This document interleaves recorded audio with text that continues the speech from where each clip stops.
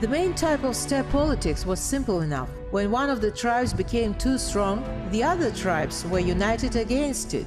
The variety of unions was explained by a large number of inter-clan relations, unity or dissension of clans in the same tribe, as well as friendship or rivalry of leaders. Transitions of his army were not measured in kilometers, but in degrees of latitude and longitude. The whole Christian world quaked of one name, Genghıskhan, and Muslims were convinced that all his actions were actions of a supernatural creature.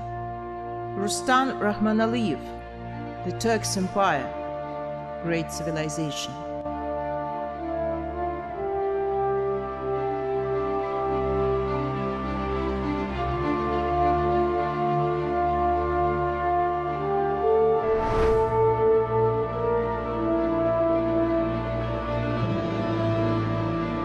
One of the most important acquisitions given by the newly introduced writing was that thanks to it, it was possible to strengthen and codify the Mongol customary law and folk customs and beliefs, certainly under strong influence of Genghis Khan's views on the codification.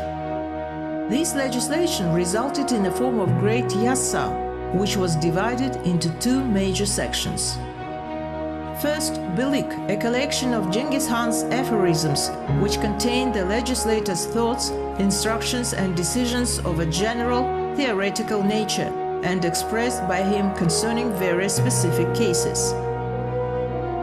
Second, yassa itself, a set of positive laws, military and civilian, usually with establishment of appropriate penalties for non-performance.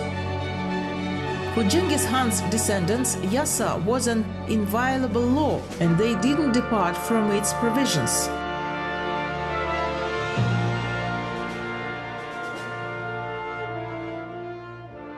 На Курултае 1206 года впервые была обнародована. At the Kurultai of 1206, there was promulgated yassa, more exactly its first edition, which had the form of the Turk-Mongols' ancient laws set in order. In fact, for many centuries there was a business practice, a whole system of customs, legal traditions, giving the legal basis to nomadic society. These unwritten laws were more or less consistent with activities of tribes and individuals, defining a hierarchy, property, religious rights and freedom. They strengthened the clan's rights, protected livelihood of cattle breeders, denounced sacrilege and regulated relations between people. A large number of Mongols' prohibitions and taboos amazed foreigners, who often wrote about them in their travel notes. Много запретов и табу, которые очень удивляли иностранцев, которые писали об этом в своих путевых заметках. The idea to unite the total set of laws, rules and practices into a legal code was consistent with what is known about Genghis Khan's nature. His desire for order, jealous hunger for power were almost always accompanied by search for evidence of his unquestionable rightness, and his propensity to meticulous reasoning was obvious.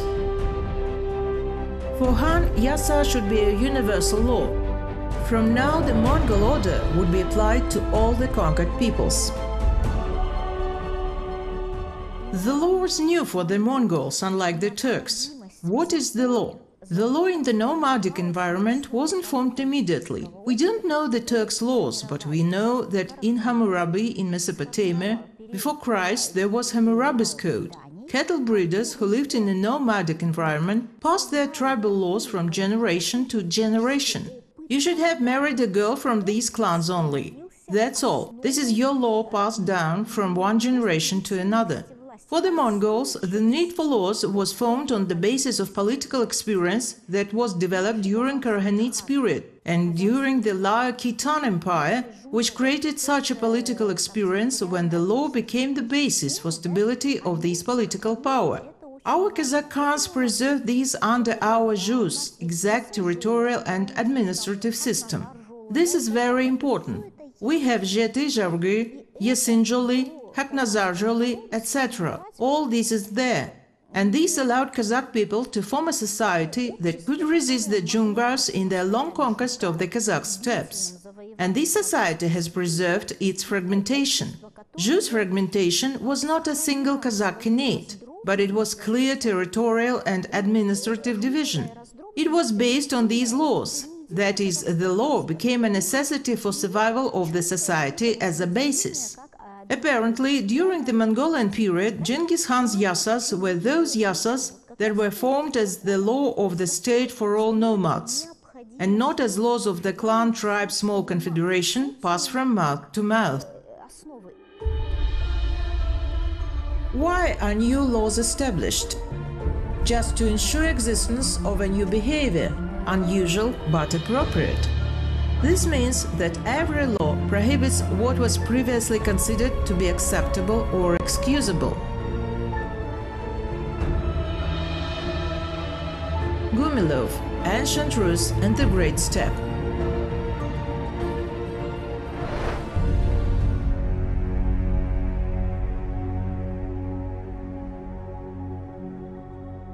Яса представляла собой не просто кодификацию. Yassa was not just a codification of Turk-Mongols' customary law. It was a new legal system intended to create new rules of law in accordance with needs of the new empire, and the former tribal state was only a starting point to build it. Старое государство было лишь исходным пунктом.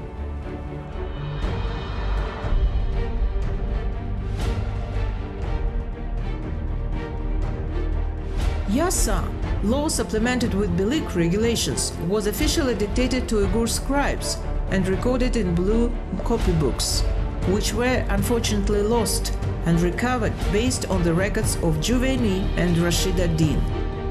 These laws, which were to be understood by the illiterate majority, were stated laconically and as clearly as possible.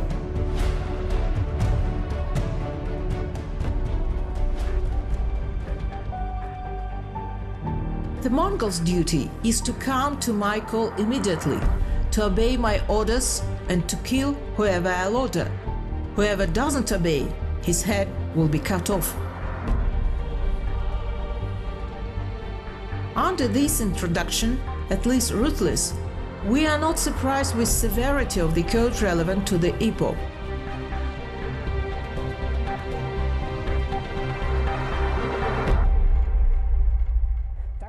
You cannot simply kill a man and execute him. This deep contemplation, which Genghis Khan had, was in souls of many nomads. For example, Kunan-Bai had it. Before doing something, he will think many times, because the main value is human life. If a man has already discredited himself, he no longer has a value. There were 32 laws of Genghis Khan, Yassa, 32. It was his constitution. For adultery, a person was executed. For escape to the sea, he was executed. No need to have many. 32 laws were enough. Someone's human qualities appeared, human or Batur's qualities or spiritual, intellectual ones. Genghis Khan valued these qualities, so he had the best military commanders who were faithful to him. He didn't talk to many, but who he knew, he calculated their depth perfectly. I don't want to idealize him, but he was really a genius military commander by nature. A brilliant man, first of all, and a man who understood laws, values, and human uniqueness. Genghis Khan's laws punish with death for murder, fornication of man and infidelity of wife, theft, robbery, buying stolen goods, concealing a runaway slave, sorcery aimed to harm a fellow man, threefold bankruptcy, that is, non-return of a debt, non-return by a companion a weapon accidentally lost by its owner in a campaign or in battle, refusal to give food and water to a traveler. Gumilov, Ancient Rus and the Great Steppe.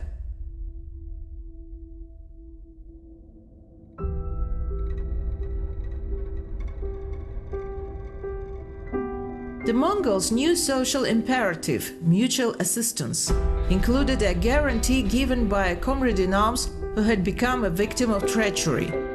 If he couldn't be saved, the violators of the hospitality law should be revenged for him.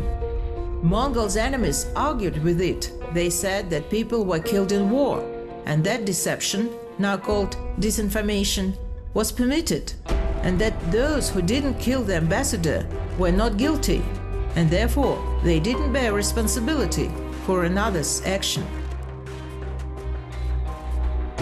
In this behalf, Mongol legal awareness argued that death in war was really natural, because they were not judged for valor in battle. Moreover, the most violent opponents taken captive were offered not only a horse, but also admission to the ranks of the Mongol army with the right of seniority. The Mongols, like Mithraists, divided disinformation by deception of the enemy, who must perceive the situation critically, and by betrayal or deception of those who confided to an oath, that is, an agreement or custom of hospitality. Traitors and murderers of guests were mercilessly destroyed with their relatives, since they believed that a tendency to treason was an inherited character. Многие писатели-монголоведы, да немногие, наверное, все отмечают. Most of writers, specialists in Mongolian studies, pay tribute to that enormous value which was followed by a promulgation of the Great Yassa at the same Kurultai in 1206 for establishing a good public order in the state, as well as beneficial effect on morals of nomadic tribes and on development of legislation in the next reigns. It was expressed, for example, in publication of statutes of the Yuan Mongol dynasty in China.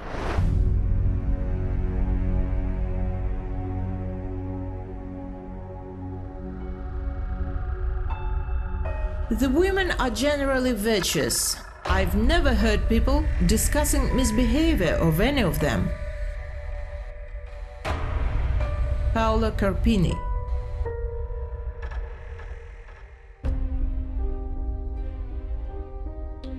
Yassa defined the role of a woman in the bosom of this patriarchal society. Firstly, she should take care of good reputation of her husband. The basis of her rights and duties was domestic work and fidelity to her husband and lord.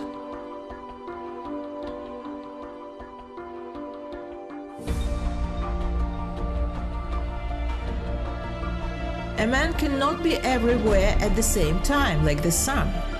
It is necessary that a wife, when her husband is at war or in hunting, keeps household in such an order that if the sovereign's messenger or even any traveler has to stay in her yurt, he would see it well tidy and taste a delicious meal. It will make honor of her husband. Good husbands are recognized by good wives.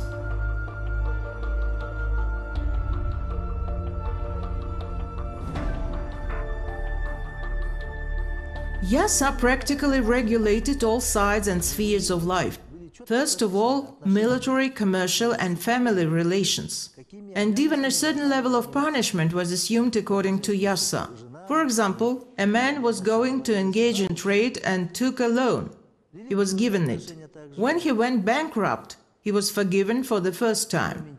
When he took the second loan, he was forgiven for the second time. And only for the third time he could be punished and executed for misuse of funds. Family relations were also regulated. Relations between spouses were clearly specified. What duties in household the wife had and what duties were assigned to the man. Religious relations were also regulated by Great Yassa.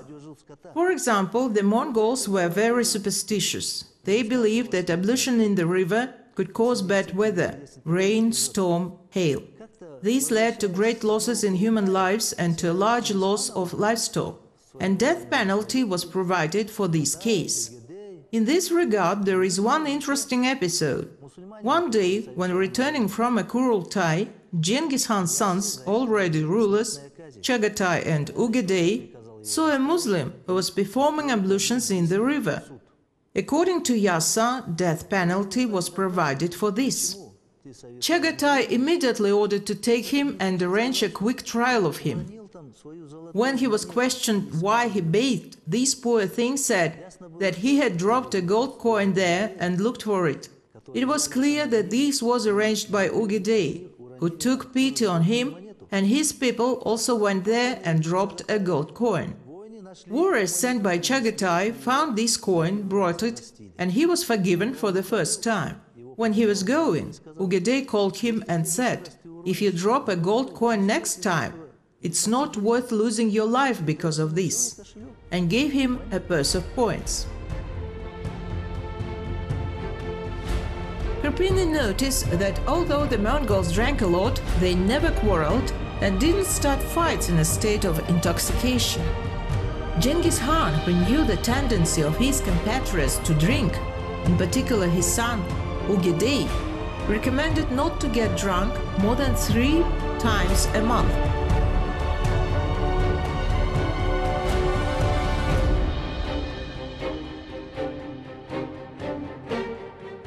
Мы забывали о том, что это люди с чувствами там, и так далее.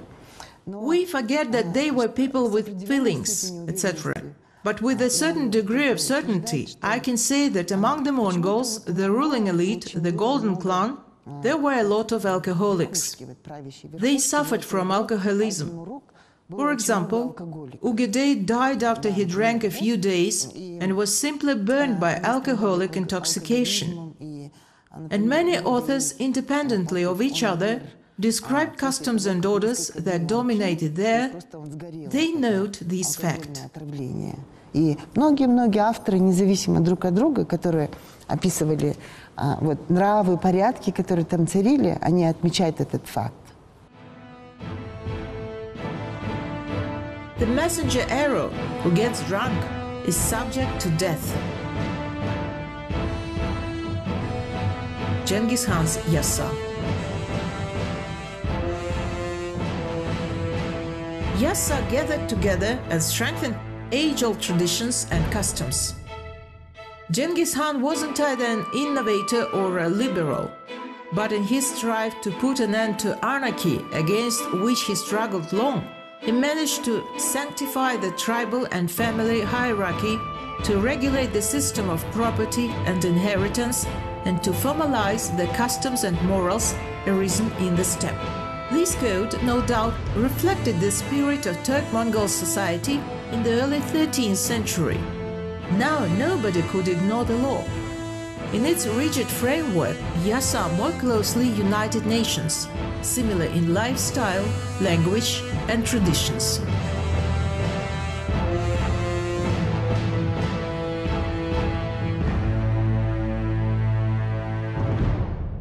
Chagatai, Genghıskhan's second son, was appointed guardian of Yassa, supreme prosecutor. This code was amended and improved during the time, but it was officially promulgated only on the occasion of the Kurultai of 1219, immediately after the conquest of northern China and Western Asia. The law of mutual assistance, to be exact, mutual supportiveness, should be considered the most significant innovation. A Philistine willingly recognizes prohibitions restricting his freedom, but he cannot even imagine that he is indebted to somebody for something if he doesn't see the benefits. But consortia members, groups of astronauts, a crew, expedition to solitary places, a gang of bandits, a battalion of soldiers, etc., have a diametrically opposite behavioral stereotype. Without mutual supportiveness, they are doomed and should be sure that their comrade in arms won't leave them. Genghıskhan made of his subordinates an organization of ethnic rise phase with public imperative, be the person you should be.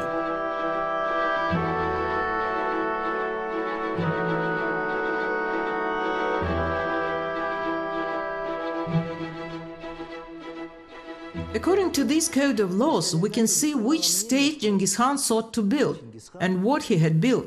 In this yassa, we can see that Genghıskhan practically inculcated into the minds of all inhabitants of the country the idea of collective responsibility. That is, the principle one for all and all for one, directing all streams, actions, thoughts of all in one path. It is interesting to trace this according to the laws of yassa. For example, there are many laws that stipulate the need for mutual assistance, mutual supportiveness. Once in historiography, there was an opinion that Genghıskhan had built his empire on fear and death. An example was given from yassa. If from 10 warriors someone turned out to be a betrayer, all 10 people would be punished and executed. If from 100 warriors 10 people turned out to be betrayers, the whole 100 would be punished. From a 2 men, 10,000 warriors, 1,000 people would be punished. It was said that on such fear Genghis-Khan's state had been built. In fact, I think this is the fairest moment. Who were those 10 warriors? They were blood people, brothers, fathers who fought alongside of you, shoulder to shoulder. And 100 warriors were the same. They were not strangers. They were all blood relatives. And so betrayal was almost impossible. If it took place, then it was a conspiracy. Then here came the moment of collective responsibility. There is another interesting law. If in winter time, during a snowstorm, 2 people found themselves in the steppe, and one of them froze and died, his schoon payment must be taken from the survivor. That is, he was practically responsible for the death of his partner. He should have taken care of him, at least they could have shared the fur coat, worn it in turn. That is, he should have done everything to be saved together. Or there was such a law. If during a campaign a horseman going ahead accidentally dropped some part of his equipment, for example, a quiver with arrows, the warrior going behind him should take it and return it to the owner. Otherwise, he would be put to death. How could he fail not to give the dropped equipment to the warrior? This was also almost impossible. Only a person with malicious intent can take such a step, for which he, of course, deserved the extreme penalty.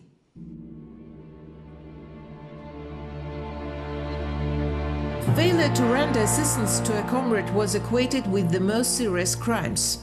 Yassa forbade anybody to eat in front of another one, not sharing food with him. Gumilov, Ancient Rus and the Great Steppe.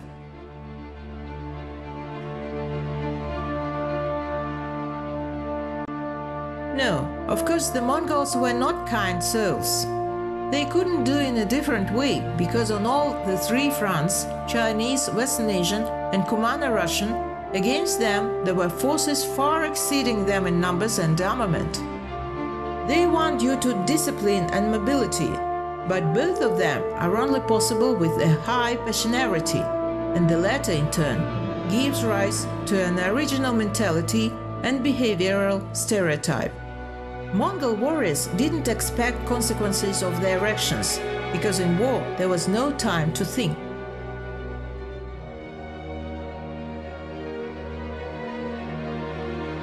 They behaved themselves as their nature told them, which changed due to passionate impulse. For statistical regularity of ethnogenesis, it didn't matter that among the Mongols and also among their enemies, there were people kind and evil, greedy and generous, brave and cowardly.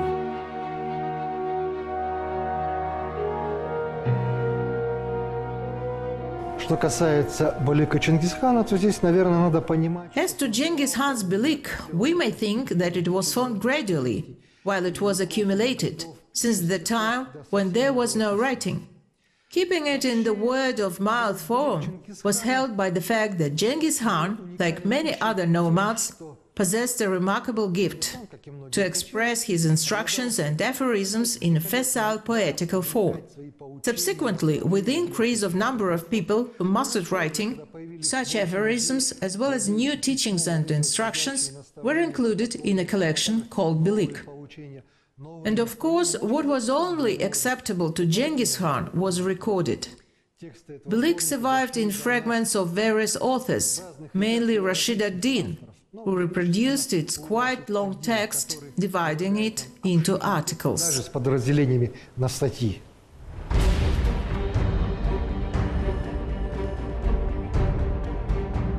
Great Khan wanted to mark assertion of his power with the event opening a new epoch. Yassa, a real embodiment of his greatness, confirmed his legitimacy, bringing to knees about 20 peoples on behalf of his legal rights. The proponent of justice wanted to find justification for his actions. This is evidenced by the Edict of 1219 engraved on Taoist stele, which pays tribute to Khan's activities and ends with the following words.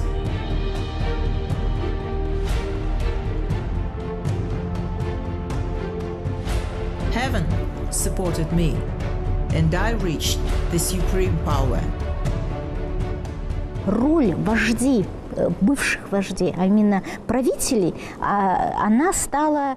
The role of former leaders, rulers, became a center forming. It became the basis for survival. That is, it showed how far tribal relations had gone with their conservative traditions. According to Fletcher, from an ecological point of view, nomads didn't need to go beyond their tribal framework. For the Mongols in their period and in the subsequent period, with the system of Mongol uluses, although they were all disintegrated, although all of them were amorphous, not centralized, for them, all these foundations proved to be important, because they moved to the Kazakh Khanate. Но для них вот эти вот устои оказались важными, потому что они перешли в казахское ханство. If sovereigns who will be after that is after Genghıskhan, lords, bahadurs and noyons, do not strictly comply with yassas, the affairs of state will be shaken up and broken. Again, they will readily seek Genghıskhan and will not find him. After that, for 500 years, 1,000, 10,000 years, if my descendants, who will be born and take my place, keep and do not change this law, and Genghis Khan's yassas, help of affluence will come to them from heaven. Secret history.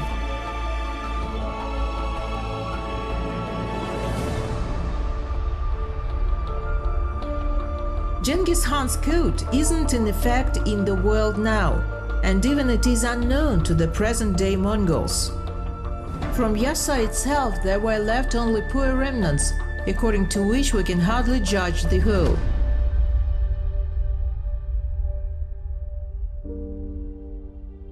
There is no doubt, however, that Genghis Khan's Yassa played a huge role in the life of the empire created by him, and for a long time served to the Mongols as a basic code of law affecting all aspects of their lives and the lives of the conquered peoples.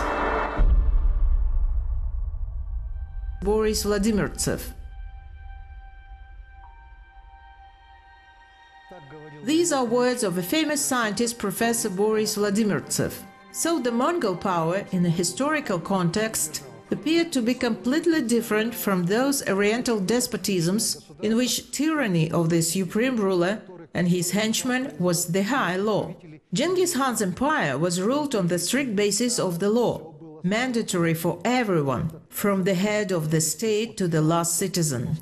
It remained unchanged even when the empire included in its limits the neighboring cultural states with settled population and lost the character of a nomadic empire. The power of Mongol rulers in conquered countries was limited. They didn't have the right to put to death without a preliminary court. Taxes were levied based on a strictly determined system. Civil service was regulated with special stipulations. Public mail and administrative reforms were always introduced. Sometimes individual parts of the state were headed by their local rulers. For example, after conquering northern China, it was divided into 10 provinces headed by Chinese officials.